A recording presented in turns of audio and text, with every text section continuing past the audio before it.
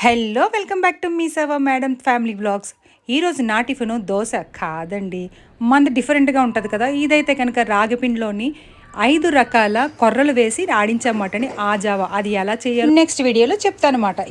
ఈరోజు మన టిఫిన్లోకి వస్తేనండి, మరి కళ్ళకి చల్లగా ఉండాలంటే క్యారెట్ మాట చల్లదనం కోసం, ఇక కళ్ళు బాగా కనిపించడానికి క్యారెట్ మాట, ఇక యాపిల్ అయితే కనుక ఎనర్జీ కోసము, ఇక తర్బూజా అయితే కనుక ఒంట్లోని కూలింగ్ కోసము, ఇక శనగ పలుకులు అయితే కనుక మనకి ఐరన్ కోసం అండి, ఇంకా బాదం చెప్పక్కర్లేదు, అన్ని రకాలుగా పనిచేస్తుంది అన్నమాట.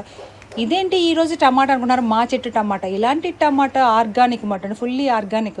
ఈ టమాటాను మనం అస్సలు వదలకూడదు, పొట్టలో వేసేయడం అన్నమాట. ఇవన్నీ తిని ఆ ఒక్క గ్లాస్ తాగామనుకోండి జావా, 3 గంటల వరకు నమో నారాయణ ఇంకేమీ ఆకలి అన్నది అనిపించదు అన్నమాట. మరి ఇవన్నీ తింటే చాలా హెల్తీగా యాక్టివ్గా ఉంటామంటే కనుక మీరే వినండి దానివల్ల ఏమవుతుందో. ఇవన్నీ తినేస్తే ఏమీ రాకుండా ఉంటాయనుకుంటున్నారా? అన్నీ వస్తాయి, టైంకి ఏది రావాలో అది వస్తుంది.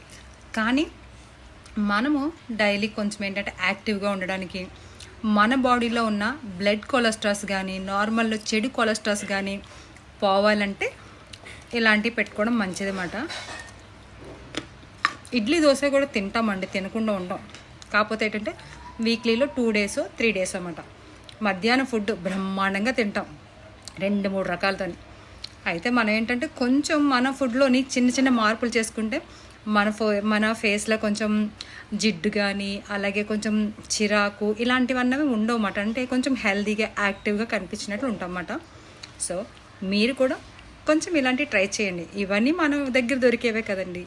ఇవి ప్రిపేర్ చేసుకోవడమే, కొంచెం కోసుకొని పెట్టుకోవాలి. కొంచెం రెడీ చేసుకుంటే మన కోసం మనం ఆ మాత్రం ఇంట్రెస్ట్ తీసుకోలేదనుకోండి, మరి ఎలా మనం తీసుకున్నాం అనుకోండి, రేపొద్దున మన పిల్లలు కూడా ఆహా మా మమ్మీ ఇలా తినేవారు, మా మమ్మీ ఇలా పెట్టేవారు అని వాళ్ళకు కూడా ఒక ఐడియా వస్తుంది కదండి. నెక్స్ట్ జనరేషన్కి మనం ఒక ఐడియా ఇచ్చినట్లే కదా. ఎలా ఉంది మన ఐడియా?